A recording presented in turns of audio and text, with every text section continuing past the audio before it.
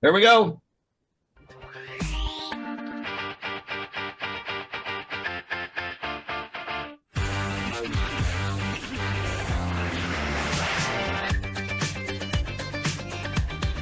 And now, get ready, folks. It's time for Banter with Bob Sherwood and Dan Snell.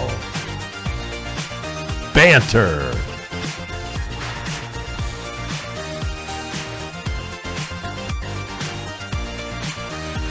And now, here's Bob and Dan.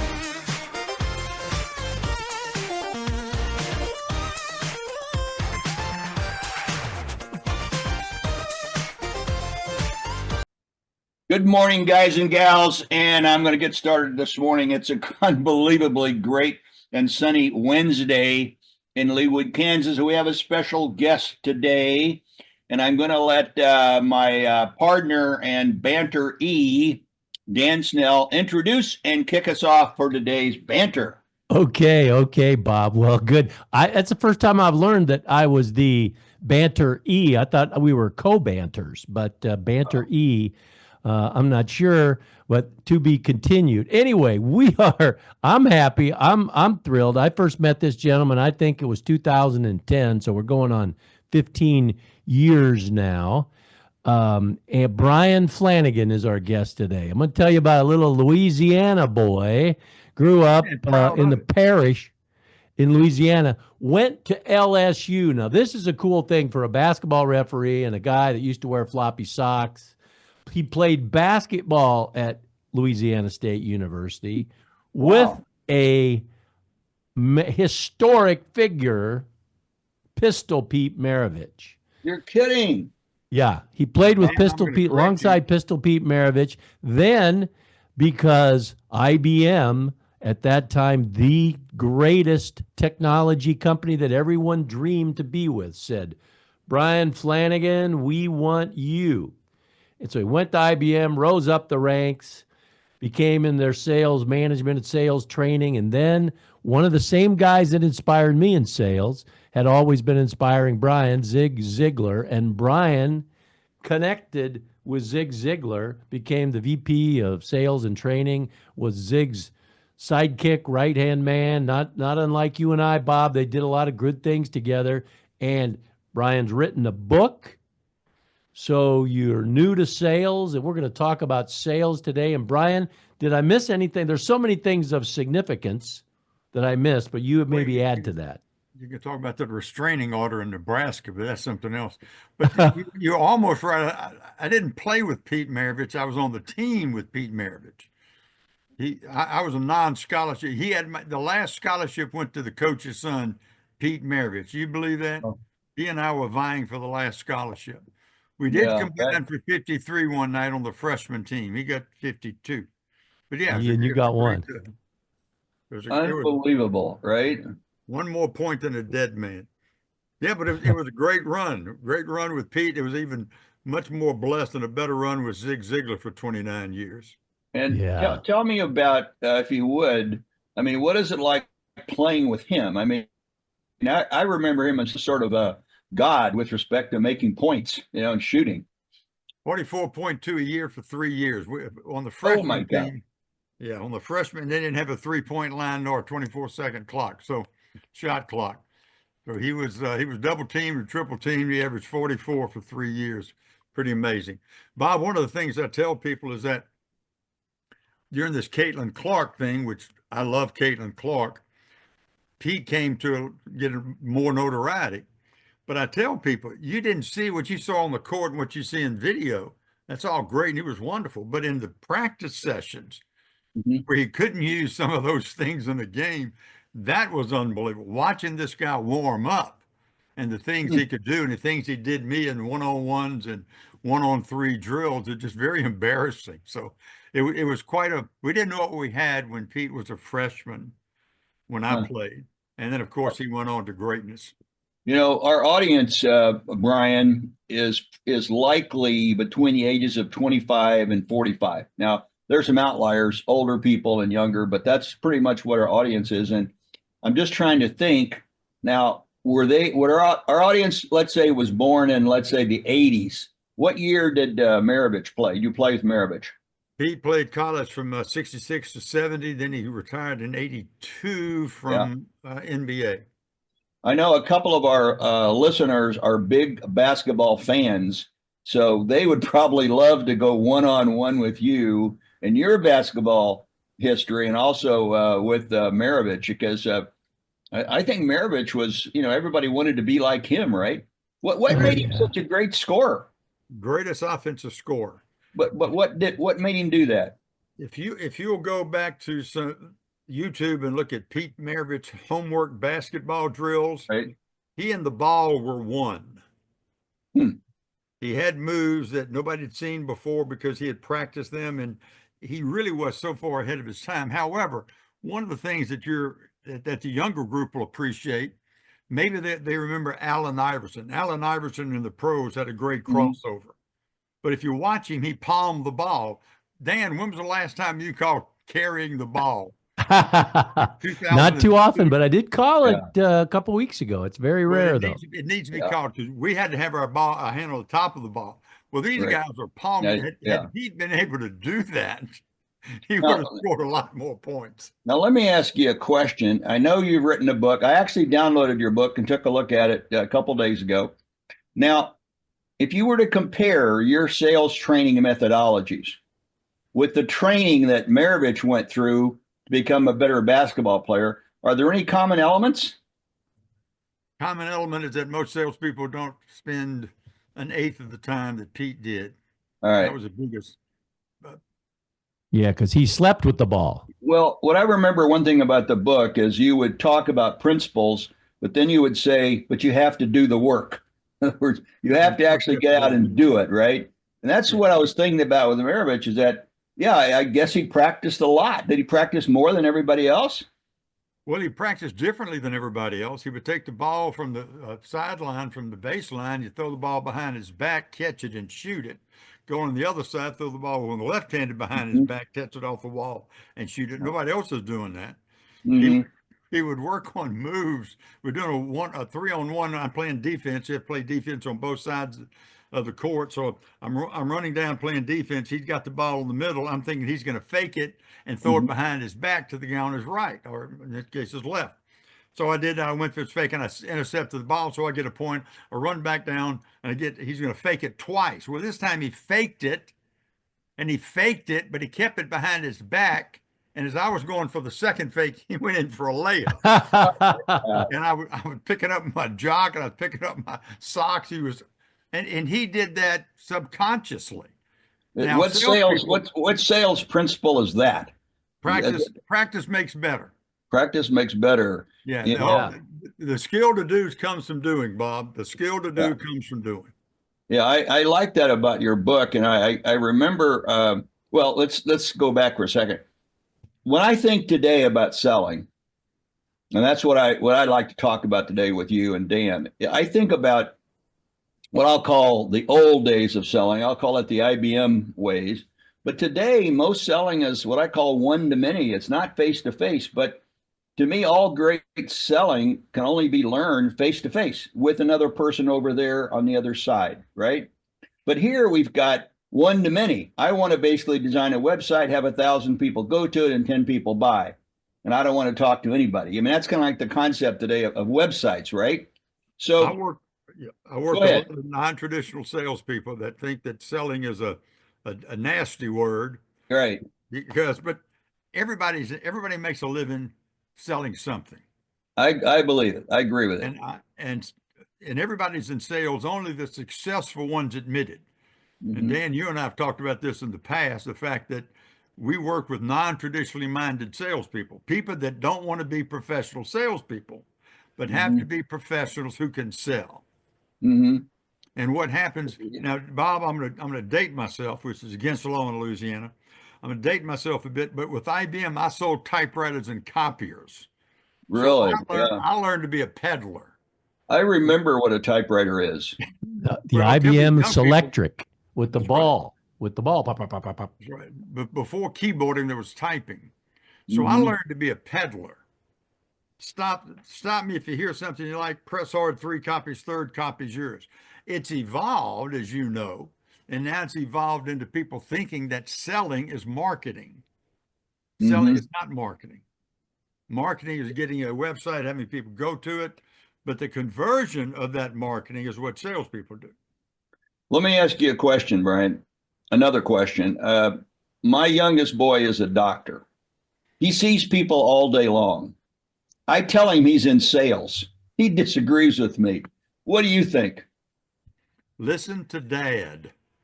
Listen to Dad. My daughter's been sick for a while. She's got some stomach issues. Right. The doctor comes in after the operation and says, here's what we did, here's what we did. He never touched the emotional level of my daughter. If he wants her to get on a treatment plan, he's got to sell that treatment plan to her. He can't wait for the nurse to sell the treatment plan. He's got to do it.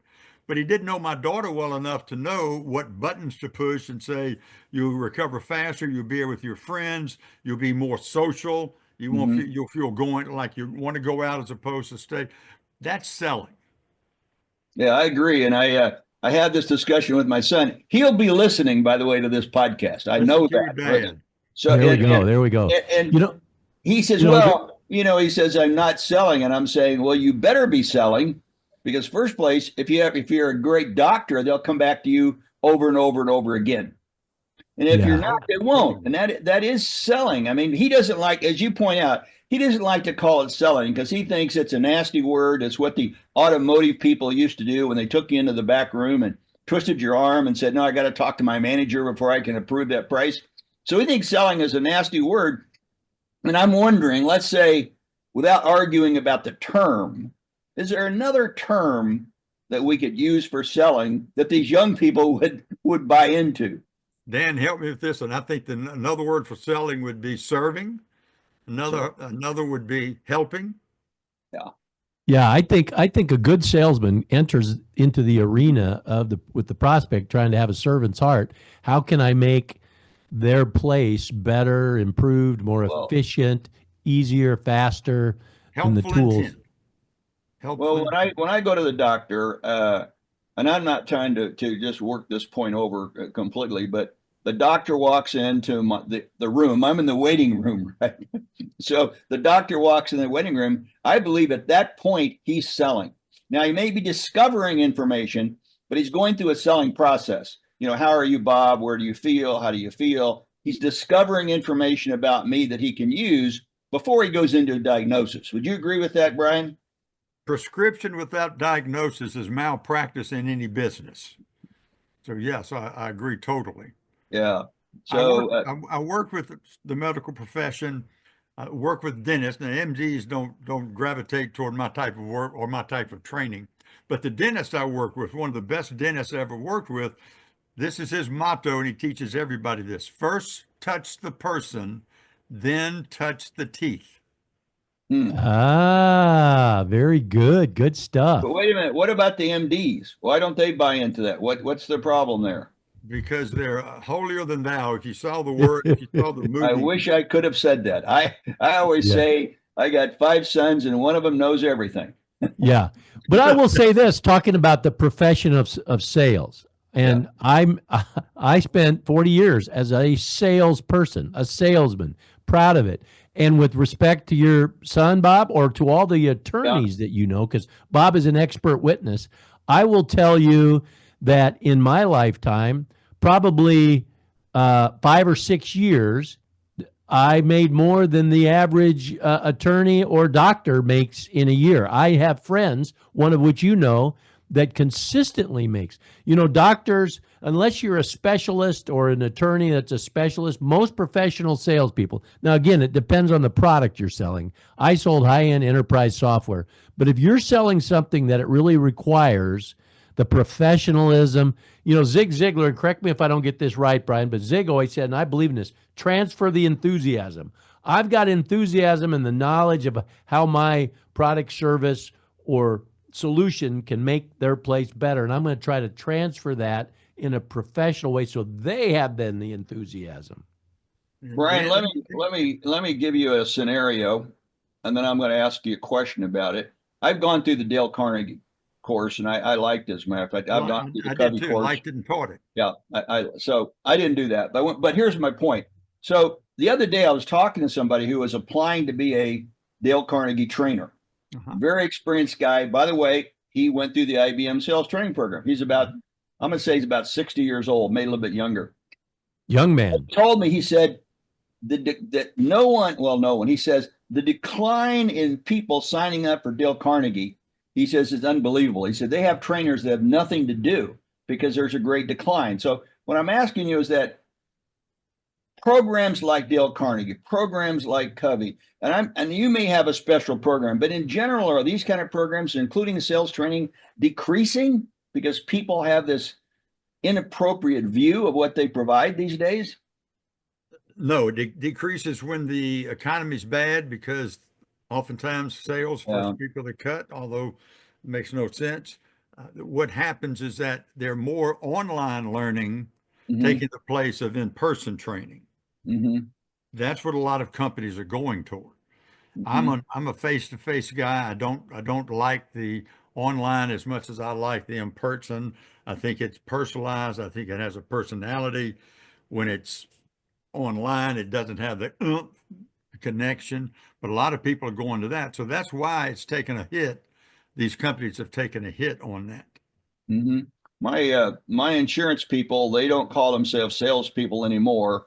They have some other name. The companies that I'm referred to, they don't have a sales title. They're revenue producers. There's business development people. They have every title but vice president of sales. Do you see that happening? Yes, I do. Okay. And I hate it, because what happens, look, my generation gave selling a bad name. When I was a peddler, I was part of that. Then I learned that it's no longer forcing, it's no longer doing something to, it's something with, it's solving problems, it's not pushing product. But look, everybody has to get over that hump. The three of us were raised the same way. Our mothers said this to us. Think about this. Each of our mothers said this to each of us. Don't talk to strangers. Don't ask people for money. So we go into sales. So it's a counterintuitive. It's an unnatural act, but everybody makes a living selling something. That's and it's the irony is that, of course, I totally believe this, and I do. I am an expert witness. I work with lawyers. I go to court. It's all about selling. Yes, lawyers. And of course, you have to have content. You have to have a product, but it's all about selling. When I go to court, your mannerisms, your confidence, your tone, the way you hold yourself, the way you walk to the witness stand, people are sizing you up in your walk. You know what I'm saying, right, Brian? Sure, how you sit at the table. There you go, right? Yeah.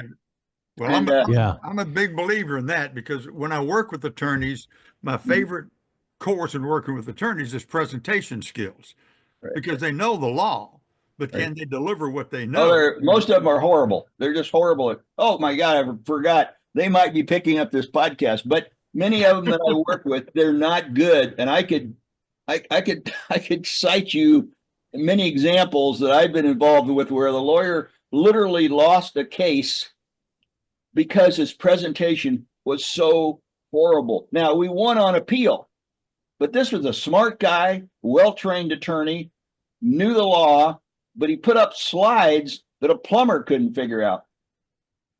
Well, let's take it to a different group.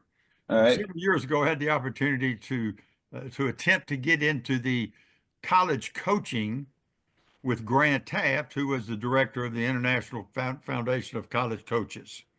And what Grant Taft, former Baylor coach, what Grant Taft said was that a lot of assistants who want to be head coaches are losing that opportunity when they interview because they can't present themselves. Right. They have this record as an offensive coordinator or defensive coordinator, but when they get to the president and the athletic committee, they can't present themselves, even though the background is wonderful. Yes. So it's a lot to be said for you take good information, put it in a bad presentation, and it becomes bad information, right? You got politics. Yeah. I think You guys have heard the analogy, you're either selling or you're unselling. And I think in every business situation, for that matter, many personal situations, we're always selling.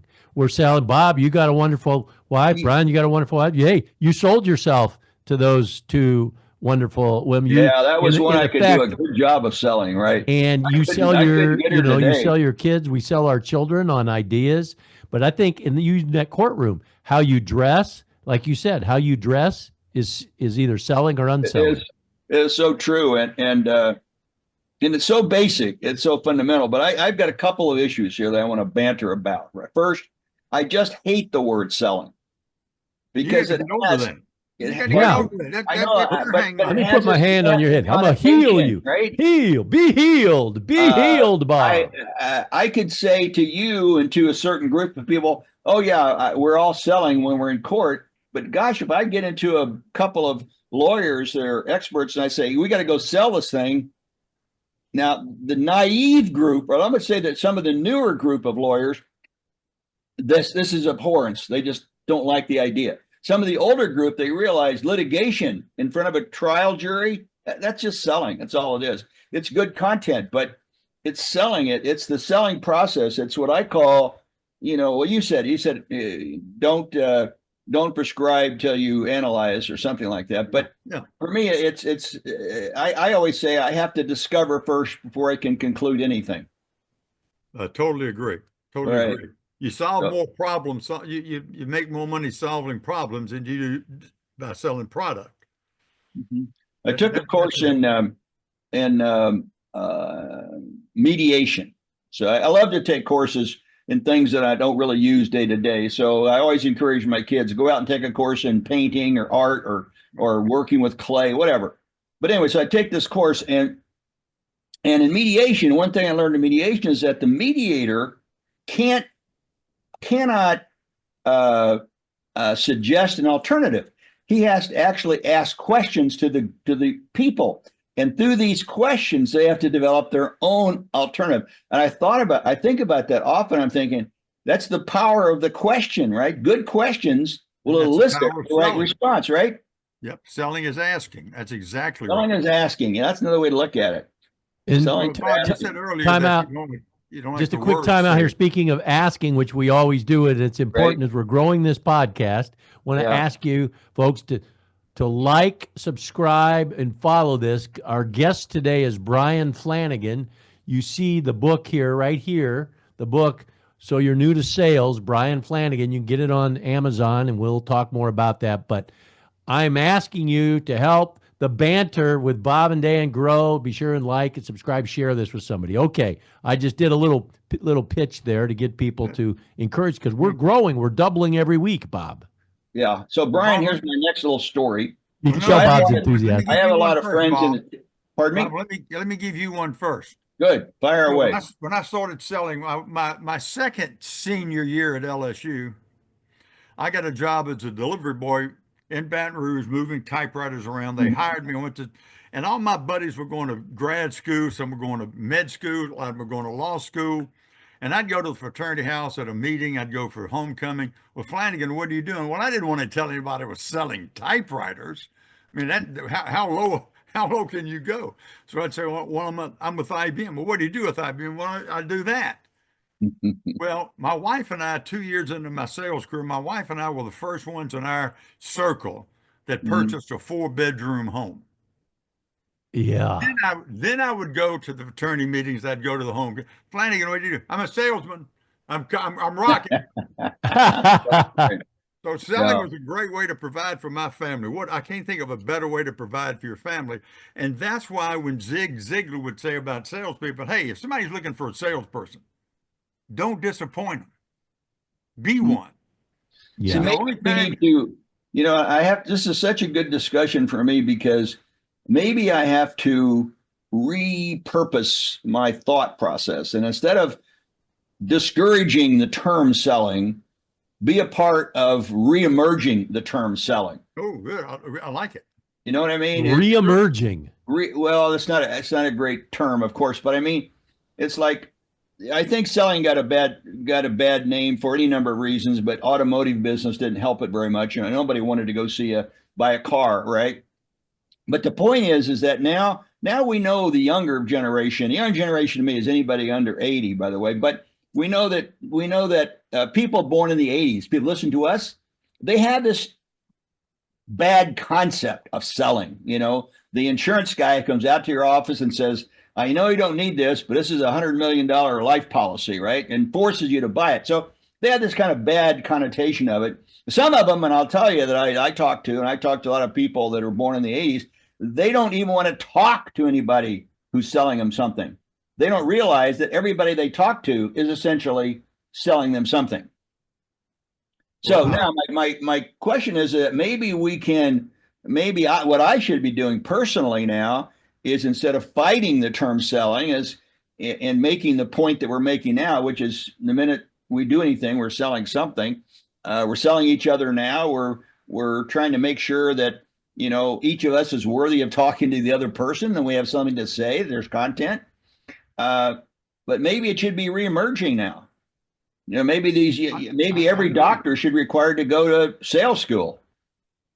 Yeah, I would imagine they have some form of, I know you do it with dentists, but you think MDs, Bob, don't have some, they might call it something else, unfortunately, but really doctors are selling or unselling every visit with every patient and every nurse and every specialist, everybody they touch. They're selling or unselling their professionalism, their ability to be respected. They're either selling it or unselling it. Yeah, they have another, they don't call it selling, but pardon me? I work with a lot of universities who have professional sales centers. University of Texas at Dallas, Baylor, University of North Carolina, Greensboro, Florida State. And what happens is that these kids go into the program and they are having to take 3 hours of introductory to sales. If you're in the marketing department at some colleges, if they have the sales certification program, it's mandatory. But here's the deal. What I learned from being involved in that, 34% of the engineering students who graduate, 34% engineering students' first job is some type of sales. 34%. However, most universities' engineering departments don't want to embrace selling and at least give them the opportunity or make it mandatory or make it elective of taking 3 hours of introductory to sales. Yet 34% of their audience, of their target people that go to school with them, 34% of those kids graduate and they can have a sales job, but the college doesn't prepare them for that. I get it, right? 100%. And I'm wondering in some cases what some of these colleges prepare them for. You had politics on there, didn't you, Dan? You had politics on one of those. Yeah. There's a guy that just got elected president, I would say, knows a little bit about salesmanship, the art of the deal. I just wish we could give it a higher, more sacred term than selling. I mean, to me, selling is a lot about communicating, which is what I call discovery, learning what the other person needs. I think a lot of people think of selling as selling you, let's say, Bryan, something you don't need. Right, exactly. And that's not selling at all. Not because I want you as a client forever, whatever I'm selling, whether it's cars or whatever, right? And so I want your neighbor as a client too. Yeah, exactly. I've always, I could go into almost any automotive dealer and tell them how to do a better job of selling. I've gone into them before buying a car and decide not to buy a car. They don't even ask me who 5 of my friends. Would you recommend me to your friends? They don't expand me. They're just like, oh, I couldn't sell this guy a car, so it's over. No, it's just the beginning if they understand, right, Bryan? Yep. I think there's a lot of just passed up a great opportunity. Yeah. When I buy a car, it's even more of an opportunity. People remember. I had a pastor once that said you can change a life with a word, a look, or a touch. Yeah. Give you a perfect example. My daughter Amanda, Bob. You and I had a radio program. You had her on the radio program. I go down to Dallas, Texas to speak at the Ziglar devotions, and who introduces me but Bryan? But he had talked with Amanda, who was at the time, let's see, about 12 years old, and when he introduced me, he says, "Well, the smartest Snell in the room is little Amanda over here, but I guess we're going to hear from Dan." And then Zig put his arm around her and said, "You know, you're going to do great things." So between Bryan and Zig, little Amanda, I'm going to get all choked up. I'm going to have a Dick Vermeil moment here. Really? Oh, my gosh. I love Dick Vermeil. You're an emotional guy. Dick right. Vermeil, yeah. But Amanda has risen up in her profession. She's in the top 1% of her profession, and she is out there behind a microphone, by the way, you know, thanks to that. But the when she hears the word Ziglar, she remembers Bryan and Tom and just all the Ziglar family. And Bob, getting back to the distaste, our first interactions with salespeople are generally non-professional salespeople. It's some kid your age that somebody said, "Hey, if you sell some insurance policies, you can pay your way through school." Of course, they sell 3 policies, they leave and go do something else, but the insurance company benefits. So our first interaction with salespeople are generally not professional salespeople. Right. Then the other side of this, when I ask people how you sell, it's such a personal thing. It's such an innate personal. Well, I just start talking. But the professionals have a process. And what I try to teach people who are entering the world of selling is this: get a process, because process takes pressure off the person. Selling is no longer a personality. It used to be, "Let me entertain you. Hey, how about them Tigers?" Right. But that's not the case anymore. So it has evolved into more of a profession. I've heard people say, "I don't want my students in engineering, for example, to take a sales course because it's a soft skill. They'll catch on to that." Wait a minute. Yeah. It's a skill. It's interesting. You think there's a generational, like we're baby boomers, right? And baby boomers are more adept to being jovial and liking a good, cheerful person and personality. But you get to the next generation, and that generation is kind of grew up skeptical. They say they were kind of skeptical. And then you get into the millennials, and they don't like the boomers, right? Okay, boomer. So, and then you get the Generation Z, though. I have read and heard there's a lot of similarities to where how they're grown up to what the baby boomers. So they're kind of a reemergence of the baby boomers. I think Generation Z actually are hungry for how to message or sell. Look at, they're all over TikTok. Hey, are they messaging on TikTok or Instagram? Yeah. You know, the whole concept of selling, aside from, you know, how we characterize it, if you ask people about that, some people will say, "Well, I'm a natural salesperson. I love people," you know, or "people love me," which is such an oversimplification that I don't even know where to start. But I think what Bryan is bringing to the table here, and it's very important, I think, for our listeners born in the 80s, is that this is a process. It's not a dot. It's a line, and the line is the process. It's a series of dots. It's a series of steps to make up a process, and that if you follow that process, you're going to be more successful in whatever you do.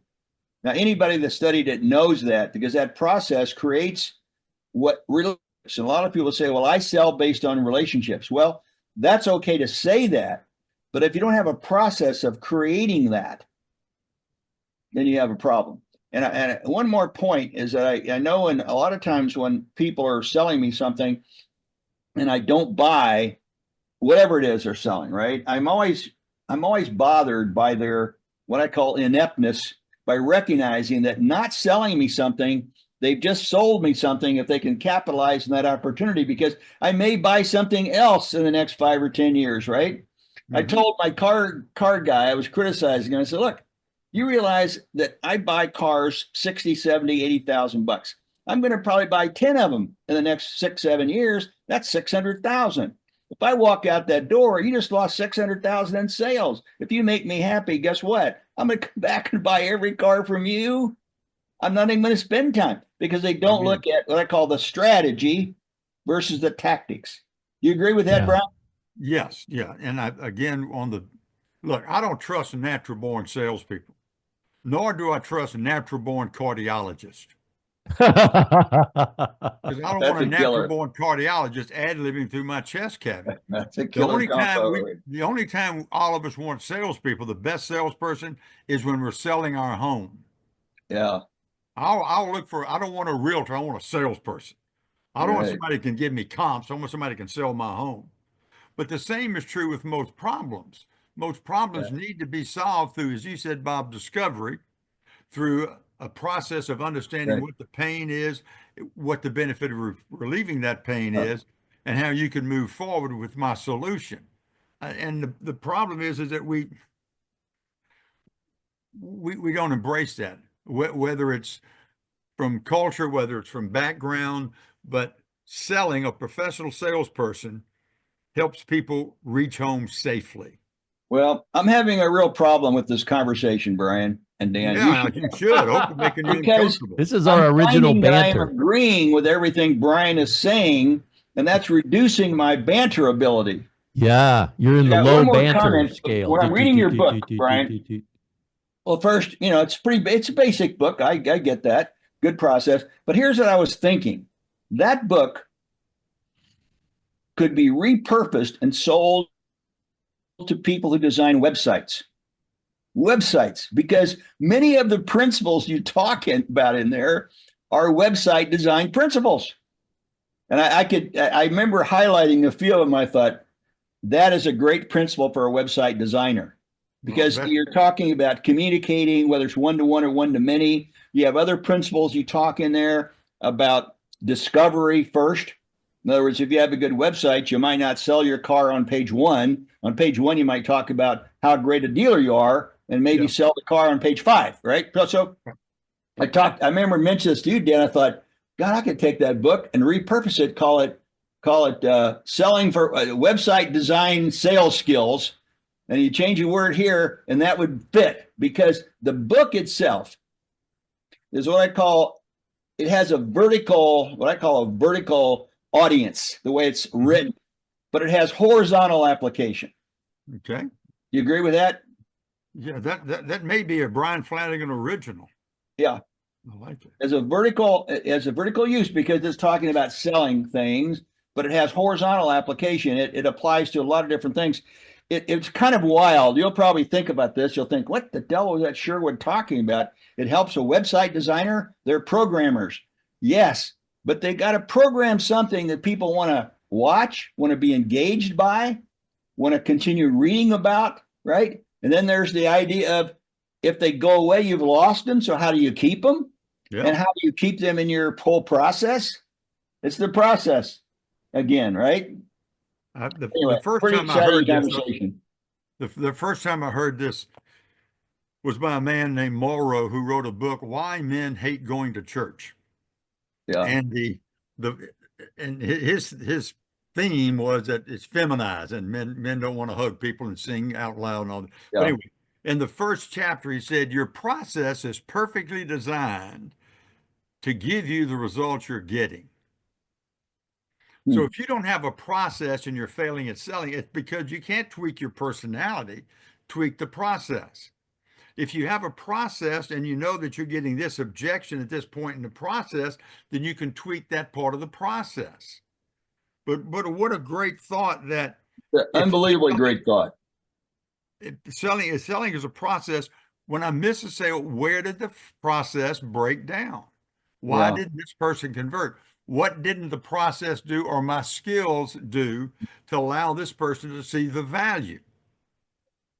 Yeah. And that's the next point that I remember from your book, but I thought you could have expanded on this a lot in your book, and that's on the issue of feedback. You don't get better without good feedback. And I used to work with people, and they would get on the phone and talk to, let's say, a potential client, and I would listen. I'd listen on the phone. Then they would get off, and I would say, okay, here's what you could have done differently. He asked you this great question, and you bypassed it. That was a softball question. You could have really drilled down. So that was a way. That's what I call the feedback. Now, I don't remember the whole book, your whole book. Obviously, I don't. But my takeaway was, I was thinking we could have put 4 more chapters in there on feedback, because that's one of the most important things. The great golfers of the world take a $200,000 a year coach with them. And the amateur golfers, what do we take with us? Nobody. We're just out there hoping that our next shot will be better than our last shot. Feedback. Yeah, totally agree. Yeah. Most salespeople, men salespeople, enjoy the competitive nature. So they're into sports and they love sports teams. And my favorite time of the year, pitchers and catchers report. In about a month, that's going to be pitchers and spring training. Let's get baseball season started. Well, they understand that they're going to practice. Clayton Kershaw is going to throw the ball home, run to first, and cover the bag. He's been doing that since he was an 8-year-old kid. But it's the basics that they keep practicing. But salespeople won't, in a day-long seminar, role play with their neighbor because it's so personal. But we expect other professions to practice. That's one of the biggest things I've got to overcome is that learn in class, don't be penalized in cash. Yeah, you look at Brian, if I wasn't already married and you were a woman, I'm in love with you right now, I'd be asking you to marry me. Uh-oh. As they say on Seinfeld, not that there's anything wrong with that. Our dialogue would never get boring. Yeah. Well, Bob, I always like putting great people together, and I see this is like two stars coming together, and I'm very unhappy today. No bantering. I can't find anything I disagree with Brian, and I've been thinking about it, and I can't find anything. Well, we started out bantering just in the whole concept of sales. Bob said, "There's no more sales. Nobody's going to hire a salesman." And I think you're just stuck on the word salesman. Yes, and I say proudly for 40 years, I was a salesperson. I am. I know you're trying to terminate, and that's fine. When I was writing a report this morning, and I had 3 or 4 sentences I was working on, and I realized that I had to change a couple of the words, right? Because the words were not conveying the image to the reader that I wanted. And that's essentially what we're talking about now is that what word conveys the message that we want, right? Obviously, we know words are important, and words can be very effective. They can be harmful. They can also be motivational. But I realize even in my business, right, a word or two, an adjective in the right place or the wrong place can damage my report. I think that has something to do with our conversation, but I'm not sure what. Anyway. Selling in its simplest form is a communication process. Yeah. We complicate the process. My wife says I'm not a very good communicator because I don't listen very well. Right. I think that's what she said. Yeah. So it's a matter of asking and listening and asking and listening. And we don't do that very well in our social interactions. We don't do it very well in our business interactions. Yeah, I think that's true. And the other part of it, and this is kind of my last point, is that this is the type of skill that we need to have reignited in us. We may know, but I'm going to read your book. I'm thinking, I kind of know that. I kind of know that. But wait a minute, I've forgotten to use it. I was thinking of this. I was just in another situation, and I know how to handle that, and I didn't do it. That's right in the book. What I mean is, you need periodically. You need to go back to church. You need to go back to the process. What was your process again? You don't learn it one time, or you may learn it one time, but then you get old. You try different things. You get bad habits. You have to come back and replenish the process. Yeah, surround yourself with people around you who are like-minded, that encourage you, not always just necessarily agree with you, but some people like you push me, Bob. And we all remember a coach from our youth, right? High school, college. We always remember a coach and some words they said. And every day we have people around us, if they care about us, who are trying to help us rise up. Our friend Bob Bodine there in Texas wrote the book, The Power of Who. And he says, you are who you associate with. And, down there's some great people. I wish I lived in Dallas. My aunt that lives down there, might have to move down there. But there's a lot of great coaches and people down there. Bob, I'm happy to be here with with you. You know, Zig, who wrote the forward here, again, Bryan Flanagan is our guest, wrote the book, so you're new to sales on the screen there. The forward written by Zig Ziglar. Now, many people under the age of, say, 40 may have heard about Zig, but most people over the age of 40, 45 go, wow, Zig Ziglar. And he said that, you know, you can see him dancing around the stage. And he said one thing that really epitomizes what sales and how you treat people in life. You can have everything you want in life if you just help enough other people get what they want, right? And isn't that the truth in sales? If somebody wants to, I know we don't want to talk about cars, but somebody wants to buy software, they want to buy a car, they want to buy a house. If you get them in the right house, the right car at the right payment, you get them the right software, everybody wins. Truly. Yeah. Well, Bob, I'm going to ask you this. Since you like the book, I'm expecting to get 5 referrals from you on people that feel the same way you do about sales, but their people may need to know how to do it better. I'm going to get one for each of my sons. I have 5 sons.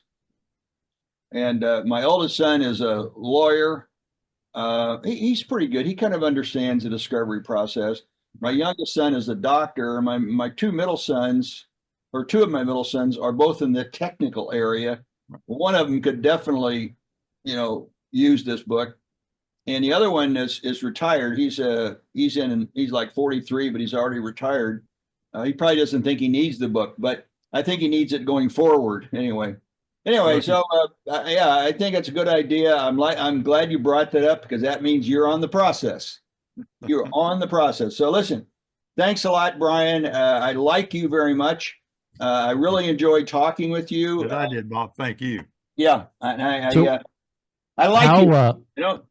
How do people get a hold of you, Bryan? Why don't you share your website, and we'll put it up they'll see it on the screen as it's followed up here, but it's the best way to get training. Yeah.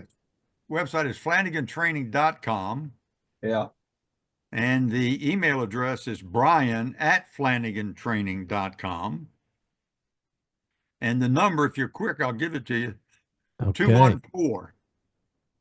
214-505-5109. 214-505-5109. But only get a hold of my stuff if you want to be really successful.